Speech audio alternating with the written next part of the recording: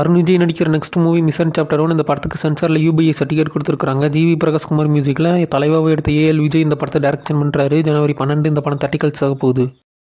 தனுஷ் நடிக்கிற next movie captain Miller இந்த படத்துக்கான ட்ரெய்லரை இன்னைக்கு லான்ச் பண்ணியிருக்காங்க. ட்ரெய்லர் லிங்க் டிஸ்கிரிப்ஷனில் கொடுத்துருக்காங்க. ஜிவி பிரகாஷ்குமார் மியூசிக்கில் ராக்கி சானிக்கா இது மாதிரி அருண் மாதேஸ்வரன் இந்த படத்தை டைரக்ஷன் பண்ணுறாரு. ஜனவரி 12 இந்த படம் 30 கல்ஸ் ஆக போகுது.